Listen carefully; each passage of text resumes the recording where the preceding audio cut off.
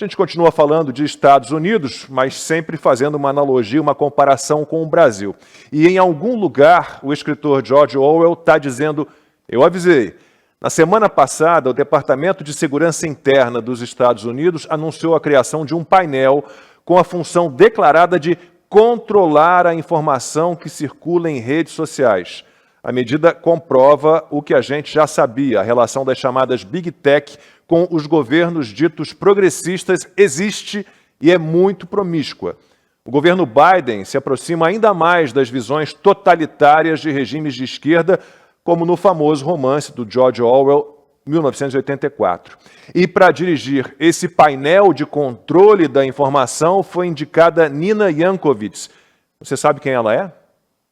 Information laundering is really quite ferocious. It's when a huckster takes some lies and makes them sound precocious by saying them in Congress or a mainstream outlet. So disinformation's origins are slightly less atrocious.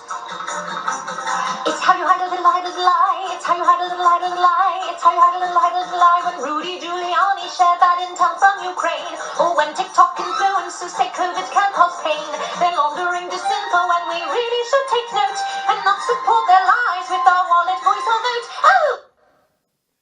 É usuária assídua do TikTok, a Nina Jankowicz, né? É daquela turma que, em vez de dizer mãe, diz pessoa que dá à luz. Para ela, o Twitter é uma rede para homens brancos cisnormativos. Ana, esse painel aí criado pelo governo Biden não deveria nem existir. E nas mãos de uma pessoa como essa Nina Jankowicz, isso pode dar em quê? É uma louca, né? Esse é o vídeo mais calmo dela, tá?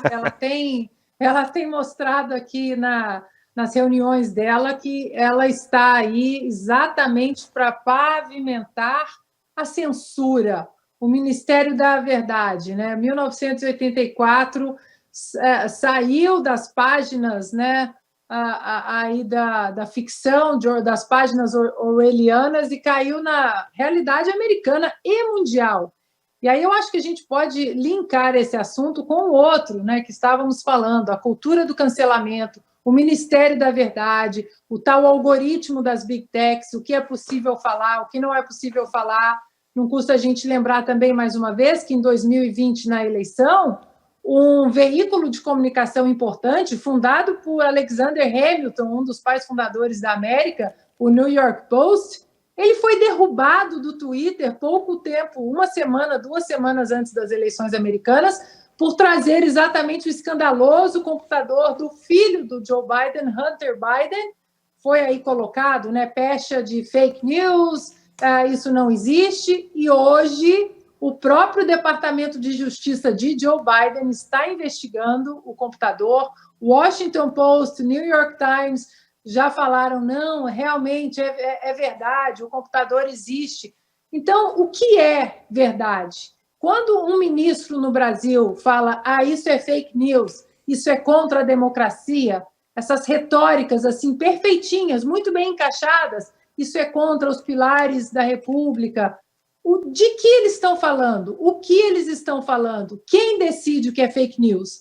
E o Ministério da Verdade hoje ele tem uma cara que é essa maluca aí no governo Joe Biden, que vai decidir o que pode ser feito, o que pode ser falado, e quem é mulher, quem não é mulher, se você é mulher, se é só o que como você se sente, mas eles se embolam tanto nas narrativas deles, Lacombe, que, por exemplo, eles vêm falando em relação à questão do aborto, que homens podem engravidar, que mulheres não são mulheres, são seres que menstruam, porque mulheres é um conjunto também de homens que se sentem como mulheres. Mas agora que a Suprema Corte mostra que vai reverter as políticas ativistas contra o aborto, aí você, homem, não pode falar sobre aborto porque você não é mulher. Ou seja, quanto mais essa gente fala, mais ridículo eles ficam. Costa, aqui no Brasil nós temos o tal PL das fake news, está lá na Câmara. Nos Estados Unidos tem esse painel aí para controle de conteúdo nas redes sociais e com uma louca como essa Nina Jankowicz no comando. Não, É assustador e vamos amarrar tudo aí, né? Porque é aquilo que o Fiuza falava antes, é uma crise global de sociedades, de civilização ocidental mesmo, e seus principais pilares. E a melhor analogia é essa mesmo. Eu gostei quando a Ana falou da maluca ali, da louca, né? E desse assunto eu até entendo um pouco. E veja, a sensação que fica é que os loucos tomaram conta do manicômio e trancaram os médicos dentro, jogaram a chave fora. É nesse grau de sandice que estamos vivendo. E os Estados Unidos, isso sai dos Estados Unidos para o mundo todo. Só copiam aquilo que não presta dos Estados Unidos. É impressionante. Teve muita repercussão aqui essa história. Eles tiveram que se justificar até para a mídia mainstream, né, figuras que não ela, porque essa aí realmente cavucaram no TikTok, é uma coisa pior que a outra. Mas aí pegaram outros porta-vozes e aí já fala, não, nós não vamos criar a polícia do pensamento, não é disso que se trata, mas é óbvio que é. É o Ministério da Verdade quem deu a essa turma louca, né, o poder de dizer o que é verdade ou não é verdade, se eles não sabem nem definir mulher. Agora, isso é o grave, né?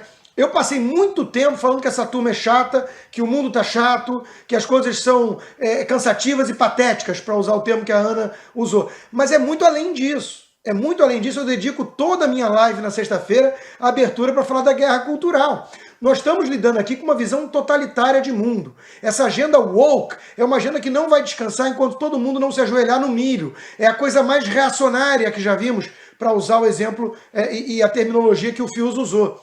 Porque existem os hereges, pecadores, existem os santos e profetas, né, o livro sagrado deles, e quem não se ajoelhar no milho vai sofrer penitência.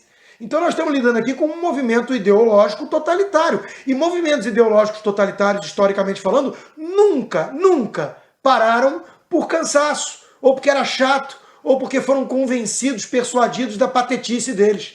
Sempre foram parados à força, porque eles levaram adiante uma revolução sangrenta, violenta. E é exatamente isso que a gente está vendo essa turma fazer. Então a coisa é muito perigosa. Agora, tem reação. A diferença, talvez, é que aqui nos Estados Unidos tem reação. Falávamos do documentário do Denis de Souza, por exemplo. Nós temos aqui, eu particularmente tenho, para matar a Ana de inveja, um governador porreta. E o Ron DeSantis, né, ele fez o quê? Além da briga que ele comprou com a Disney por conta dessa agenda toda insana desses wokes malucos, né, e que ele conseguiu com muito sucesso dar uma enquadrada na Disney, né, ele agora tornou obrigatório o ensino em escola pública dos males, das desgraças causadas pelo comunismo. Ou seja, uma das coisas do George Orwell, qual era? Junto com a nova língua, o duplo pensar e o Ministério da Verdade, era exatamente apagar o passado. Essa é a estratégia. Porque aí o comunismo surge a cada geração como uma coisa idealista, coletivista, igualitária, bonitinha, né? Então, ele tornou obrigatório o ensino das mazelas, das desgraças, como o Holodomor, por exemplo, né? E por aí vai, que o comunismo deixou como rastro de 100 milhões de mortos. Então, veja que há reação nessa guerra cultural. É muito importante cada um entender o seu papel, fazer sua parte. Porque no Brasil, como nós vamos falar, se eu não me engano, já na próxima pauta ou em breve, né? O Alexandre de Moraes acha que somos todos uma cambada de imbecis. E se ele puder, ele está quase testando esses limites, né? Ele vai sim nos calar com o Ministério da Verdade desses. Fiuza, nós somos imbecis sob censura, censura pesada. Nos Estados Unidos, aqui, não tem escapatória. Eu só queria assinalar, assim, acho que o Consta e a Ana já fizeram o painel completo. Eu só queria assinalar que essa louca do TikTok, né, como estamos apresentando aqui, nem todos veem como uma louca do TikTok. Ela, se não me engano, está cantando uma música ali da Mary Poppins, né? Se não me engano, é uma versão cheia dessa suposta ética, né? Olha, tem pessoas muito mais que dizem que a Covid não faz mal, coisas assim. Eu, enfim, né? Não sei exatamente qual é o arcabouço total aí da cartilha que ela traz. Mas é exatamente isso, né? Quer dizer, é uma suposta ética contra aqueles que são terraplanistas, negacionistas, que conspiram na eleição inventando fraude porque querem dar golpe. Enfim, é uma batelada de sinais trocados. E ela faz isso de uma maneira que, para nós aqui que estamos discutindo, que deveria ter uma sobriedade, né? Porque, afinal de contas, você está falando de um instrumento que pode ser um instrumento de controle, mas, olha, essa peça aí, esse videozinho, com essa pessoa animada e cantando ali animadamente uma versãozinha da Mary Poppins com um tempero de suposta ética, isso aí é entretenimento. Infelizmente, eu vou dizer que muita gente embarca no charme, na suposta irreverência para afirmar uma ética que também é falsa. Então, eu só queria assinalar por esse aspecto que toda essa propensão totalitária, como estava dizendo Constantino, isso é totalitário, como falei anteriormente, é a corrupção dos espíritos, para você atropelar as instituições e atropelar a ideia de representação coletiva. Isso é totalitarismo.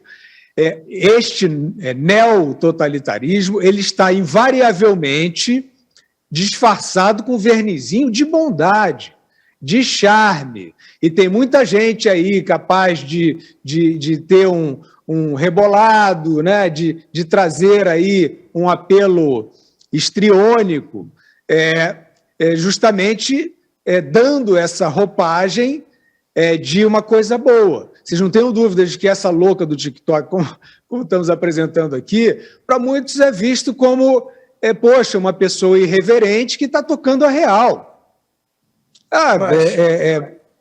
Diga.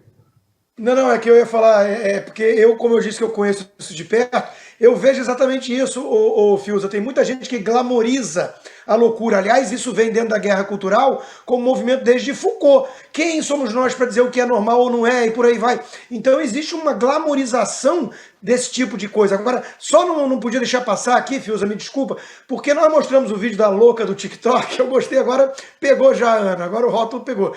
Eu não acho que num domingo, em respeito ao nosso público, a gente tem que poder mostrar também a reação sana a isso tudo. Eu mencionei o de Santi e nós temos um vídeo dele, né, falando sobre o comunismo. Eu queria mostrar isso. Today, I am signing HB 395, which will officially designate November 7th as Victims of Communism Day to honor the more than 100 million people who have fallen victim to communist regimes across the world.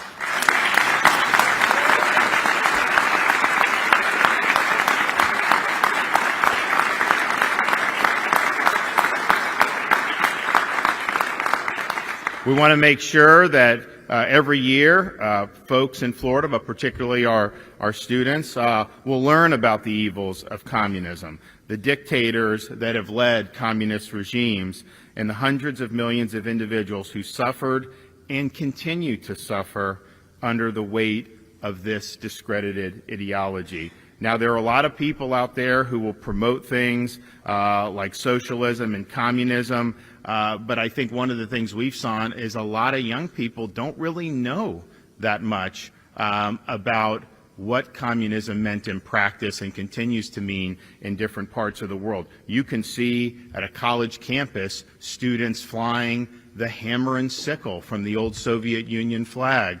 You will see students that will have T-shirts with Che Guevara on the T-shirts. You will see students that will idolize people like Mao Zedong. That, to me, bespeaks of a tremendous ignorance about what those individuals represented and the evils that communism inflicted on people throughout the world. And so our goal here is to stand for the truth. Como uma pessoa sã se parece, ao contrário daquela louca do TikTok que está com o governo Biden, né? Então existe reação, resgate da verdade, clareza moral. Eu falo muito dessa expressão, tem gente que me pergunta lá no Instagram direto o que eu entendo por isso. É exatamente o anti-Foucault, é entender que existe gente boa e gente ruim, existe assassino e existe gente decente. Ou seja, clareza moral é quando você entende que alguém é bandido e que alguém não é bandido. Você sabe que Lula, por exemplo, é bandido, isso é clareza moral. Então Ron DeSantis reagindo a essa loucura toda, e não é por acaso que cada vez mais gente considera ele o candidato favorito para a eleição, nas próximas eleições. Fiuza, Que você tem... inveja do seu governador, Pois viu? é, eu ia falar isso. Depois de o Constantino nos deixar com inveja do governador dele, da Flórida, eu passo de novo para o Fiuza para ele fechar o comentário. Não, acho que já estava dito. Obrigado, Lacombe. Mas a gente ficou com inveja. Qualquer um de nós aqui, a Ana na Califórnia, eu em São Paulo, o Fiuza no Rio, precisávamos de um governador tipo DeSantis. Vamos falar dele daqui a pouquinho, num outro programa, né? Porque acho que ele pinta como provável candidato, se não for o Trump, deve ser o DeSantis. Mas a gente fala disso num outro programa.